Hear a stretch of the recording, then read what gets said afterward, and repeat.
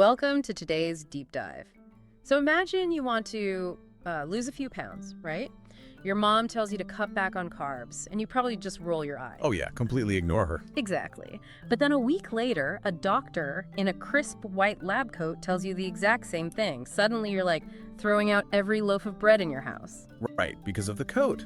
I mean, it's the exact same advice, but you trust the badge of authority over the actual content of what's being said. Totally. And today we're looking at how hackers are weaponizing this exact psychological quirk to steal billions.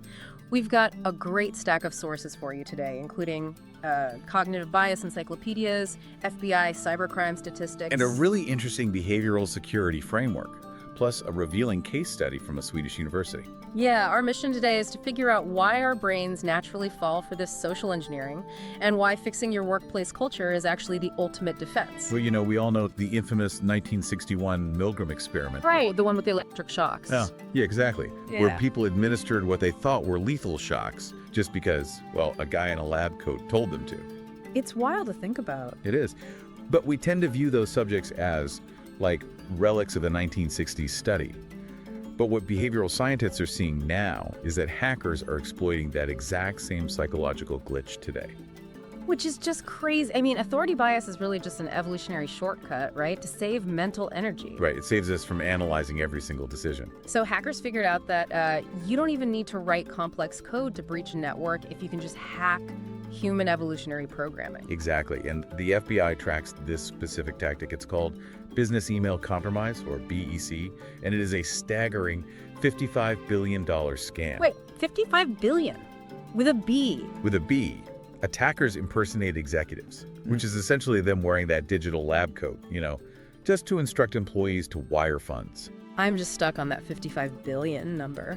I mean, with all the advanced AI and aggressive spam filters businesses use today, how is a fake email from a CEO even making it to an inbox, let alone getting paid?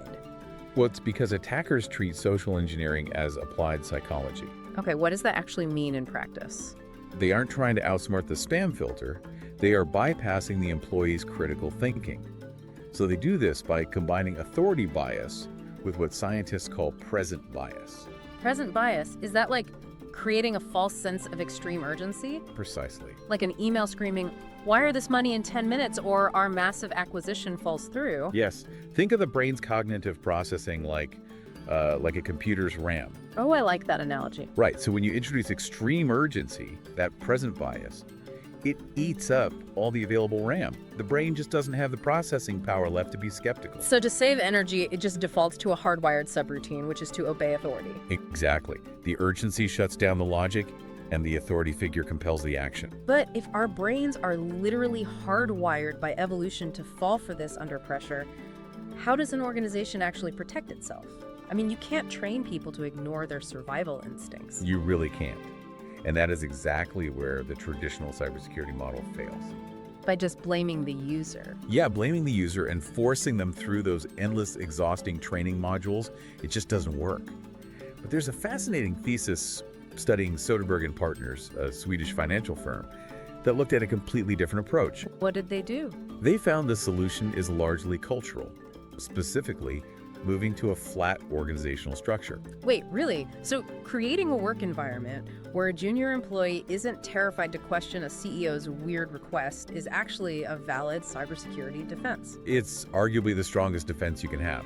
I mean, when employees don't fear repercussions for double-checking an unusual request, you remove the artificial pressure that hackers rely on. That makes so much sense. Right. But the behavioral framework also highlights the need for bias-aware design on the technical side, leveraging things like the default effect. Okay, bias-aware design. What does that actually look like on a user screen? It means designing systems so the safest action is just the automatic one.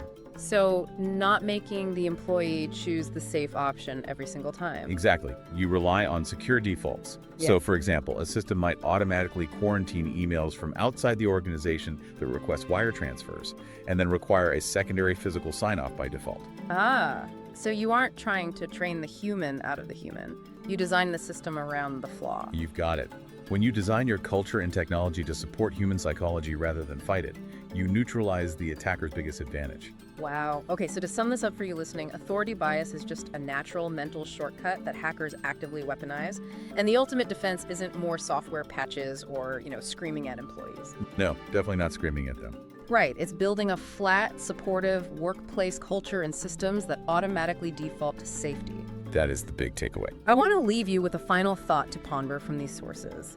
Stanley Milgram noted that we spend the first 20 years of our lives socialized to function as subordinates in an authority system.